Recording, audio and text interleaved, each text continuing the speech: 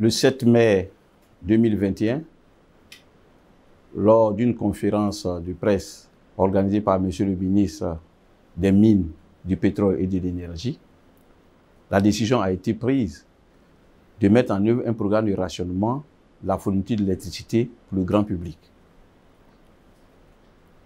Alors, dans le but d'accompagner les clients dans cette situation difficile et pour minimiser le désagrément subi par les populations, il nous a été demandé d'organiser au mieux ce programme de rationnement à partir du lundi 10 mai 2021.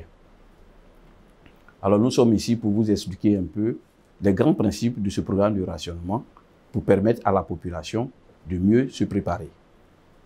Il faut noter qu'il y a 3 grands principes qui ont été établis pour pouvoir réaliser ce programme de rationnement. Le premier principe, c'est les plages horaires. Pour éviter qu'une zone soit rationnée toute la journée de 6 h à 18 h, nous avons retenu 2 plages horaires. 6 h à 12 h ou 12 h à 18 h.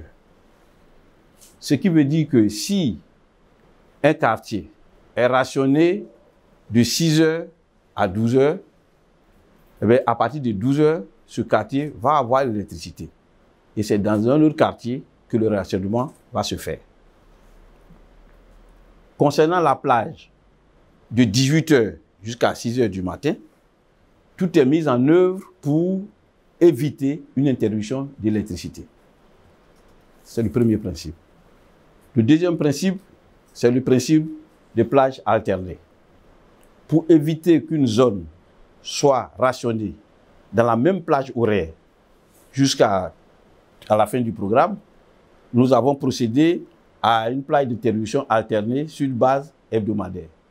Ce qui veut dire que si, dans une zone donnée, votre plage de rationnement est de 6 h à 12 h la première semaine, eh bien, la semaine qui va suivre, votre plage de rationnement passe de 12 h à 18 h.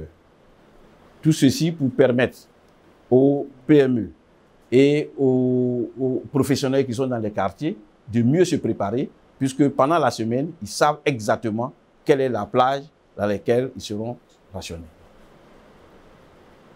Le dernier principe, c'est le dimanche. Le dimanche n'est pas concerné par ce programme de rationnement. Pourquoi? Parce que généralement, le dimanche, une partie des industries est arrêtée, l'administration également, ce qui fait que de façon globale, le niveau de consommation est plus faible le dimanche que les autres jours ouvrés. Alors, quand on a fait les calculs, le niveau de consommation globale nous permet de dire que le déficit est amoindri le dimanche. Et cela ne nécessite donc pas que la population soit privée d'électricité cette période. Pour faciliter l'accès à l'information sur le programme de rationnement dans votre zone, cette semaine, différents outils seront mis à la disposition de la population de manière à leur permettre d'être plus autonomes et d'avoir l'information spécifique à leur quartier.